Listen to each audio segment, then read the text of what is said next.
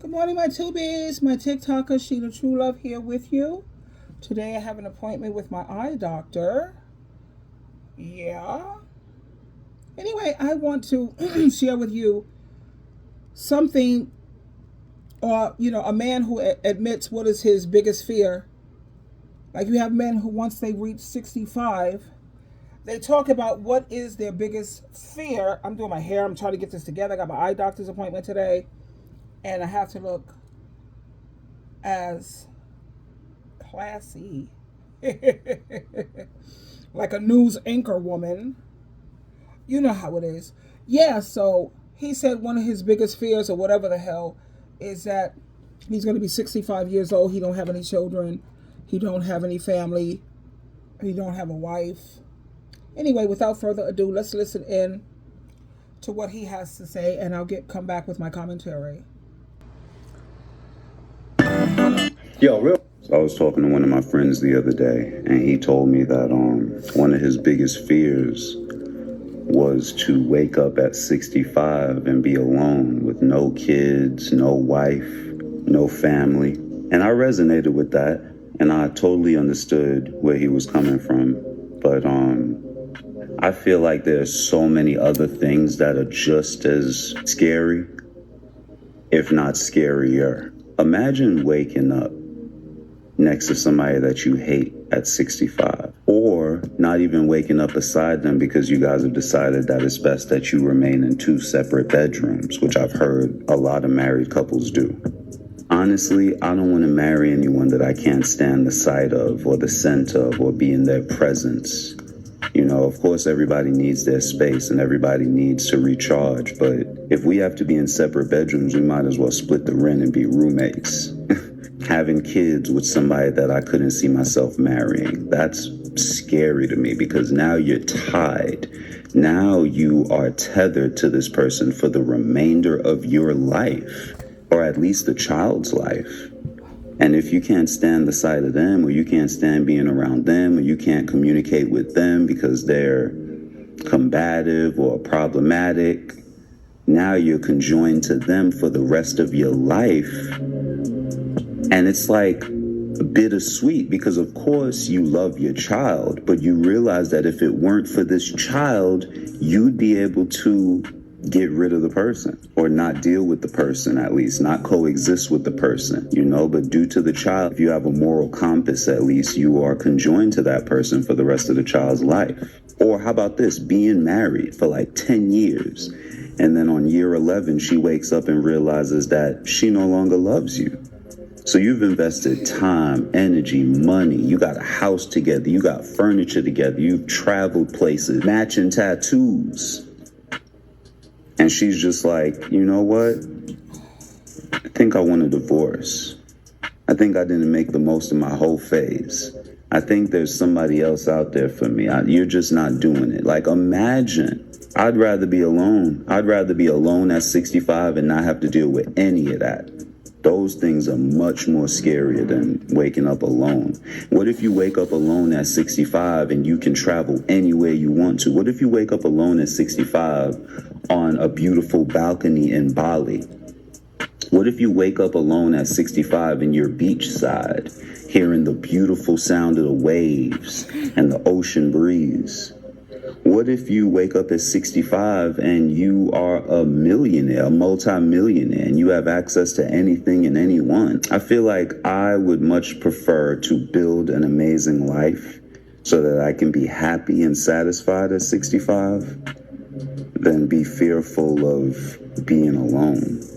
Because if I build an amazing life, whether I'm alone or not, life will be amazing at 65. Well, personally, me, I agree with him. It's easier to handle a breakup or fly solo than staying in a crummy and an abusive marriage. As you know, I've been married 2.5 times, and people change. A lot of times people grow apart, and when people change, a lot of times it's not always for the better. I know a lot of women who are walking around presently and they're living on eggshells. I don't want to do anything to make him upset. I don't want to do anything to make him angry.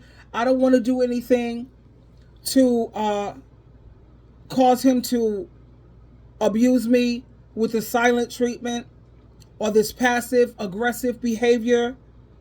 I agree with this man here. Yeah, he says he don't want to end up being married and sleeping in separate bedrooms. There's nothing wrong with separate bedrooms, but if your love language is touch, then you have a lot of people who they like to have sex every day, every other day, and their love language is touch. That's not my love language. My love language is the other four: acts of service, gifts, words of affirmation that are written. I don't care about hearing it. I want it written. And there's another one, the fourth one. I'm not into all of that touchy touch stuff. Not really. I don't need sex every day or you to hug me all the time.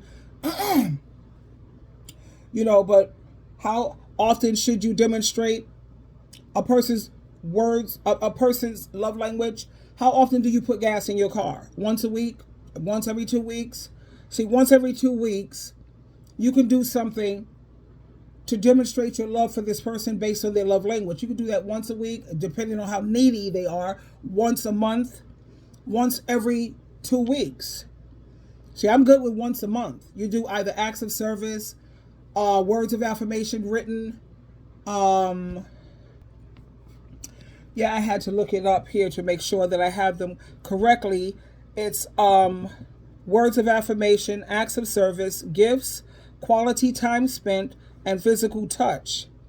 Now, I like what my love language is: acts of service, quality time spent with me, and I said quality, not wasted my time. Quality time where you're building me up spiritually, you make me laugh, or you're teaching me something. That's my idea of quality time. Physical touch, you could keep all that. I ain't feeling none of that. Not really. Acts of service, like if I need somebody to help me move or I need something done around the house. Yeah, acts of service definitely works for me. Yeah. But like he said, you can have so much. People keep, I don't like to say being alone, because being alone, it has a negative connotation connected to it. I like to say flying solo. Like an eagle? Yeah. Flying solo, baby. High up in the sky, living your best life. Cherry Jubilee, for those who wonder. L'Oreal.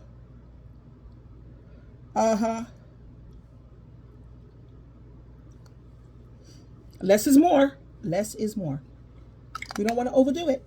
So there we have it. Yeah, but like he said, I'd rather live a very fulfilling life, and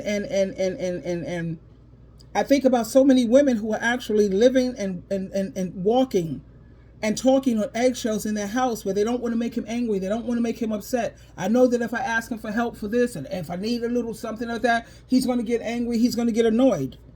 A lot of times just having you breathe is getting on his last nerve. As people change, I don't want a life like that. I love the way I live right now. I come off work, I have my royalty, and he's totally hot. Roy, you want to come and say hello? But anyway, yeah, I prepare my food. While I'm preparing my food, I have peace in my home. My food is done. I always sit in the living room because I like to eat sitting up.